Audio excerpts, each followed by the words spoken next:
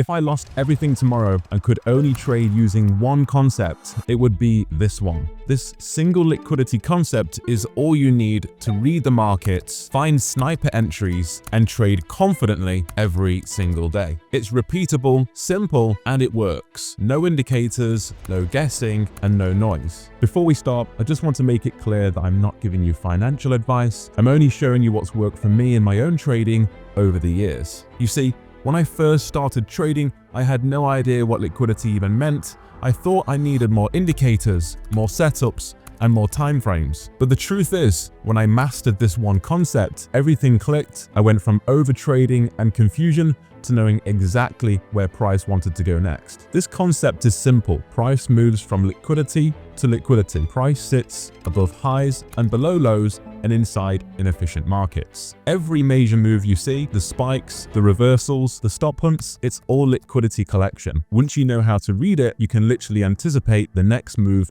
before it even happens. Now, I use this exact same trading strategy every single day across US indices such as the S&P 500 and the Nasdaq and the German 40, but it also applies on the gold market. And today I'm going to run through 3 actual case studies of trades that I took in the last few weeks alone on gold. Now, the first element of this super simple, repeatable strategy is looking at the daily time frame. Now, this works when we have a trending environment like you can see on the chart. We have the daily time frame on gold. It also works in a consolidating market. And the first thing you want to be identifying is trend.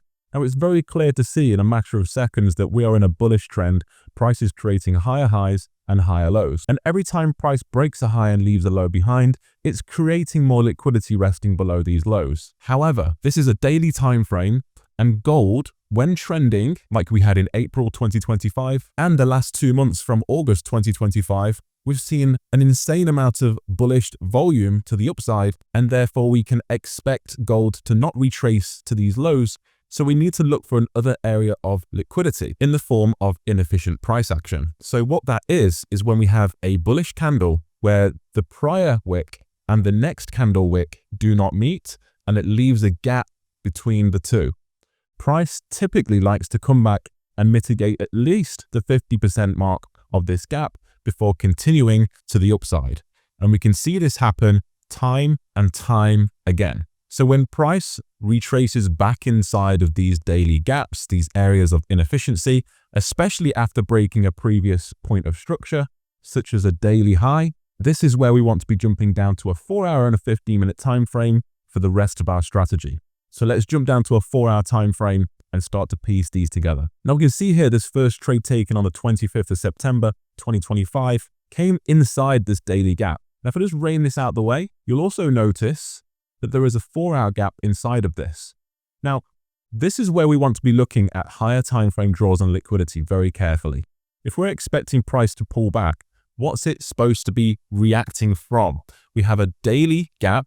Price is inefficient. Price loves to be efficient, and it's seeking these inefficiencies as a form of liquidity before continuing in the overall trend, which is bullish. We have a higher time frame target, which are these highs where you can see was my take profit level. And inside of this, we can refine and see, are there also 4-hour areas of inefficiency? Yes, price came in the day before and actually mitigated and completely filled this 4-hour gap.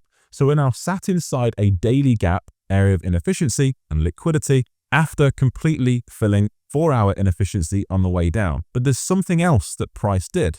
On the way down, it left more inefficiency with this bearish candle. And you can see price took off immediately and filled this gap. So you can see that price creates inefficiencies while targeting other inefficiencies, as well as leaving highs and lows, such as structural highs, as liquidity pools for us to target. So we want to be trading from areas of liquidity and trading towards the next level of liquidity. So I executed this on a 15-minute time frame, which is where 95% of my entries come from. You don't need to go any lower than the 15-minute time frame. So let's jump down to the 15-minute time frame now that our daily and our 4-hour analysis is done. And yes, it's as simple as that. So what else do we need to see? What's the actual liquidity model? Well, if you're the first time here, welcome. And I share content like this for free on my channel every single week. And if you don't follow me over on Instagram, I literally share 4 posts every single week strictly down to entry model technical reels, just like this one. So we can see the previous day ran into this prior 4-hour gap. Also remember that we are inside this daily gap. So it's a great area of interest for us to take reversals to the upside because gold is bullish. The red box signals Asia session, which consolidates most of the time. What can we see happen during early London is that price continued. However, if you look back, did London take any liquidity inside or before the Asia session? No, it quite simply continued to the upside, leaving a level of inducement or liquidity resting behind. I will often say, if London continues without taking any liquidity inside or resting below Asia, New York is highly likely to come back and liquidate either the London low or London and Asia lows combined. And that's exactly what happened here. So I waited for the New York session to open. By then, it liquidates all the sell side liquidity of the day. This low, which filled the 4-hour gap, remains protected. And the entry candle is simply inside the New York session, the 15-minute bullish candle. Once it's closed, my stops are below prior lows, which are protected, and my take profit is at these structural highs. So this is almost a 4-to-1 trading golds on a CFD firm. And you can see you'd need to hold this over 2 nights before taking profit on this first of 3 very simple trade setups. Let's go over 2 more examples because I want to make this really, really clear. By the way, this is just one part of my full system, the same process I use every day to trade confidently with clean charts and 0 indicators. If you want to learn how I combine this concept with my top-down process, step by step, every single day, I'll leave a link below in the description. But stay with me because the next step is where most traders go wrong and where this concept becomes insanely powerful. So let's jump straight out back to the daily time frame, which is where you should be starting every single day. Let's remove the bar replay so we can see where we're at and zoom right in. So this was the area of inefficiency that was mitigated before price went on and hit our take profit at the previous structural highs. What did it do in the process? That impulsive candle drove straight through into all-time highs, which we expected because the higher time frame trend is bullish. And in the process, it left behind inefficient price action. And you can see the next daily candle drove straight in beyond the 50% this time of this gap before creating new highs. We can see also the very next day did the same thing and it left a gap between the low and the high. And then over the next 3 days, price drove straight in to make price efficient, closing in the gaps before then breaking new structural highs. And the process repeats itself over and over again. Let's go down to the 4-hour time frame and have a look at the second entry. Now I did take positions on the 30th of September from here, targeting the highs. And I took another position on the 3rd of October, targeting the highs. And I'm going to keep going and I'll show you these specific setups that were taken on the 7th of October and the 10th of October 2025. Now we can see here once more, this is a daily gap. Price comes in and mitigates, but let's move this out of the way because we can see closer on the 4-hour time frame, another gap here, which price came right back into, pierced, and my entry is soon after that. What's it doing? We're expecting price to reach this target. Ignore this for now because that's for the next entry. And price does actually continue much higher. I used pretty much a fixed 3-to-1, which is my average risk to reward. Anything lower than a 2-to-1, I'm not really interested in. And anything above a 4-to-1, I see as greed. So you need to find out what works for you and have a solid risk and trade management strategy to make sure that you consistently get paid. So let's use replay, jump down to the 15-minute time frame and follow that strategy that I use after price fills this 4-hour gap. So this time, Asia starts consolidating above structural highs and above the 4-hour gap. When price drives lower, most retail traders will be thinking price is bearish. Price is actually going to head lower, not understanding that the liquidity on the 4-hour chart is resting in the form of this gap. We see London liquidates Asia lows and mitigates the 4-hour gap, which I'm seeing with my strategy is the liquidation event of the day. Now, I got in this position a bit late. Gold is one of the assets that I'm happy to trade throughout the day. And if I missed the earlier opportunity, which I did, the actual best trade of the day was during the London session inside either of these areas. Depending on when you would have put your stop loss, you might have taken a loss on the first and then re-entered on the second, made your money back.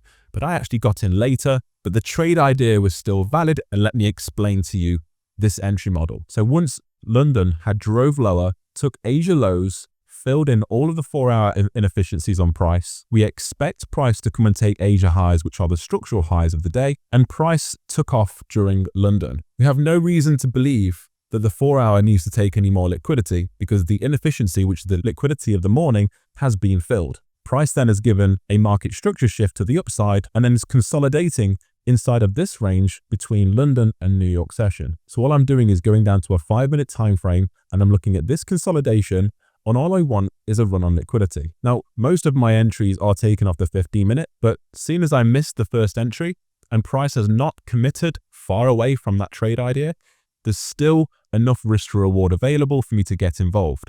So we can see inside of here, price is creating a series of higher highs and higher lows, leaving behind it liquidity. And as soon as price comes down and takes this area and starts to move away, as you can see, I actually market executed this before this 5-minute candle was closed. I'm happy to get involved. So it's quite simply a 5-minute entry, which is just a refinement of the 15-minute entry model that I use every single day. And this time, because my 2-to-1 was beyond the all-time highs and the structural highs, have my risk to reward higher up and hold through any pullbacks given to me because the higher time frame is in control. This case was again a 3-to-1 risk to reward ratio, which is again the average risk to reward that I'm looking to take. Let's move back out to the 4-hour time frame and let's have a look at the third entry. So this area of inefficiency is marked out on the daily time frame. Let's go up to the daily time frame and we can see exactly what I refer to. It's this candle here on the Tuesday where there's a distance between the prior day's wick and the next day's high. We can see price is inefficient inside of here. If I replay this back, this is what it would look like on that trading day. So we wait for price to drive into this area of inefficiency, see a reaction in the form of a wick, then we jump down to a 4-hour time frame and have a look. Has price left any new areas of inefficiency? Has price created any new areas of liquidity that we can target?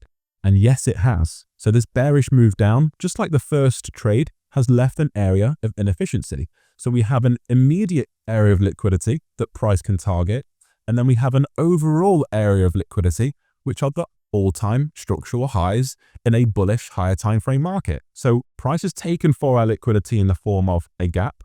We don't necessarily need gold to come and take out this 4-hour low because gold doesn't typically take 4-hour lows to sweep and continue as much as US indices, but it still loves to drive into inefficient markets. We then jump down to a 15-minute time frame where we're simply waiting for our entry model. So we let Asia play out, which creates this range. Similar to the first entry model I gave, this low, which took out this 4-hour level of inefficiency, should in theory be a protected low.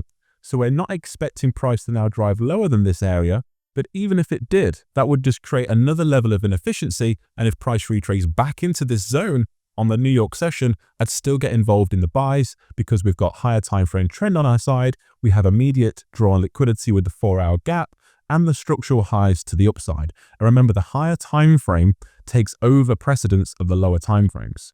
So let's play this forward during London, which takes the highs of the Asia range. But what does it not do? It does not take any liquidity inside of the Asia session. So our entry model during the New York session is waiting for a run on liquidity before we get involved. So we play this forwards, we let New York create a low and then liquidate that same low. We have a 15-minute engineered low here. Price takes off.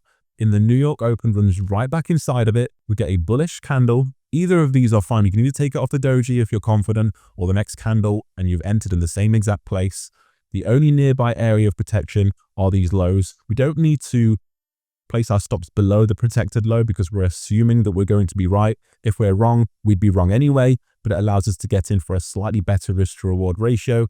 In this case, targeting the highs is just over a 2-to-1, so it's valid even with quite a large stop loss size. And we play this forwards with confidence, and we see after a retrace initially, we fill this 4-hour imbalance, and then price goes on and takes the overall structural highs for take profit once again. You see, most traders, they lose money because they're reacting to emotions and not liquidity. But liquidity is objective, it's logic, it's structure.